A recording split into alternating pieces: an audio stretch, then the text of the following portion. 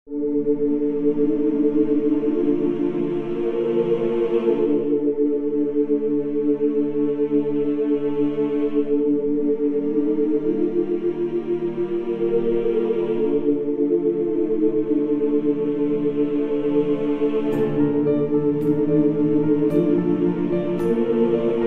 sore, Assalamualaikum warahmatullahi wabarakatuh.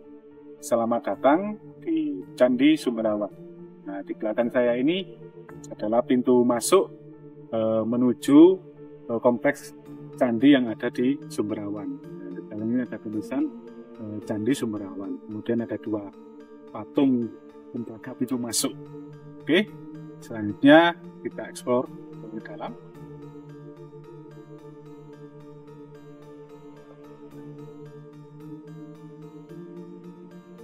Di depan ini adalah larangan ketika pengunjung ataupun masyarakat, tata aturan ketika kita mengunjungi situs atau cagar budaya.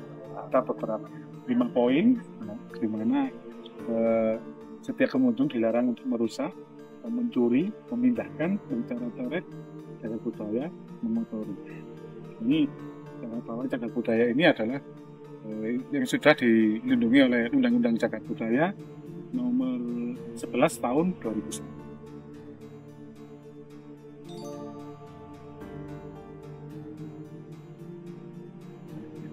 Kemudian di sebelah sini ada papan informasi yang menjelaskan tentang sejarah dari Candi Sumberawan dengan sumber-sumber yang diambil dari beberapa sumber primer di kitab agama mengenai sejarah dan kapan candi ini dibangun. Bisa juga diakses dengan menggunakan barcode yang tersedia di pojok bawah.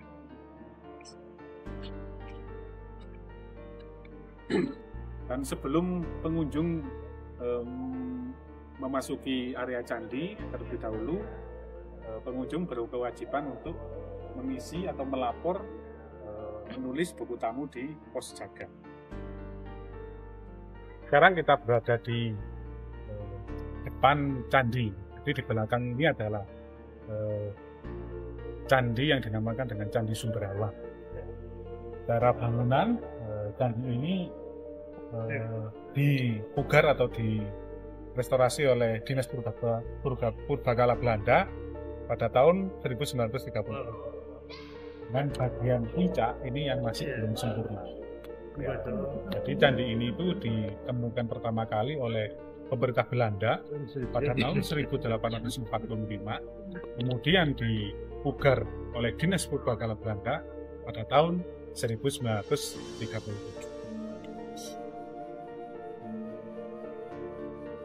Nah, kemudian di sebelah kanan saya ini, nah ini merupakan struktur batuan cagar budaya yang dimana ini adalah sisa-sisa dari struktur pemugaran pada tahun 1937. Nah, jadi di bagian puncak candi ini belum sempurna.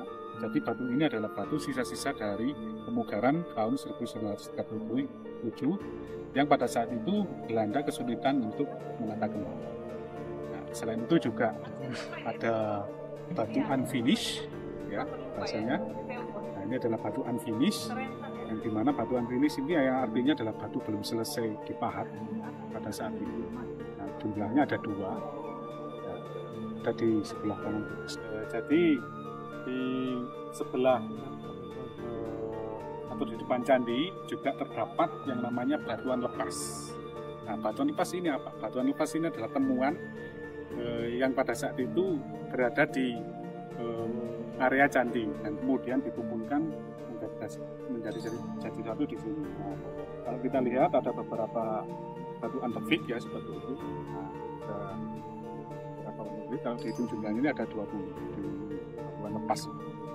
Jadi selain ada bangunan candi, di area Candi Sumberawan ini juga terdapat 2 sumber mata air. Yang pertama sumber kahuripan, kemudian yang kedua adalah sumber kamulyan. Untuk sumber kahuripan, mari kita lihat.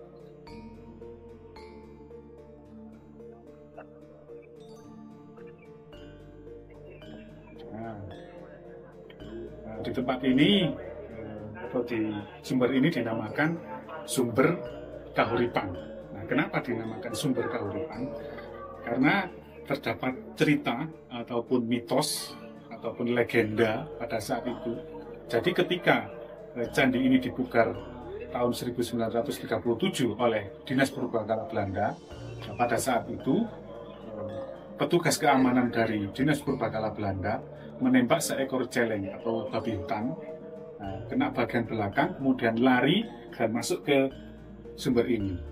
Dan anehnya, ketika hewan tersebut masuk ke sumber air ini, lukanya sembuh. Nah, dari cerita itu, masyarakat meyakini bahwa sumber Kahuripan ini mempunyai khasiat atau manfaat bisa untuk menyembuhkan.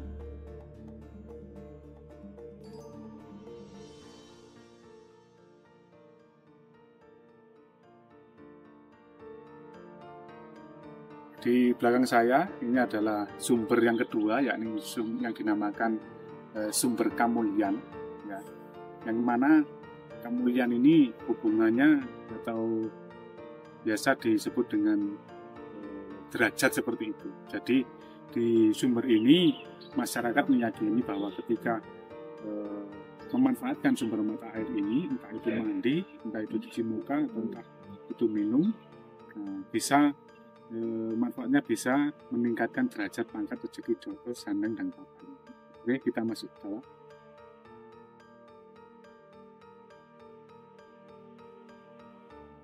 Disinilah letak dari sumber Kamulyan, yang dimana sumber mata air ini walaupun dalam musim kemarau masih terus mengalir dan debit air masih tetap terjaga. Dan sumber mata air ini berasal dari bawah candi, kemudian mengalir ke sini.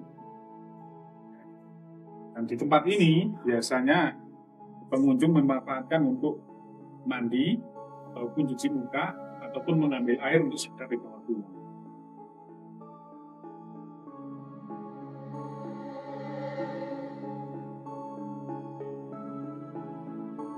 Jadi di area candi ini juga terdapat sebuah batu prasasti, namun bukan prasasti yang berbahasa Jawa kuno ataupun bahasa Sanskerta, tapi ini adalah prasasti pemugaran pada tahun 1937. Nah, sayangnya pada batu prasasti ini kita masih bisa melihat huruf-hurufnya, tapi yaitu ada yang berbahasa ejaan lama, kemudian baris yang kedua dan ketiga ini berbahasa Belanda. Jadi ini ada tulisan Candi Sumber Awan, kemudian berbahasa Belanda. Nah, ini kalau berdasarkan sumber yang saya dapat, ini kalau dalam bahasa Belanda ini diartikan bahwa Candi Sumber Awan dipugar sebagian oleh Dinas Purbakala Belanda pada tahun 1930.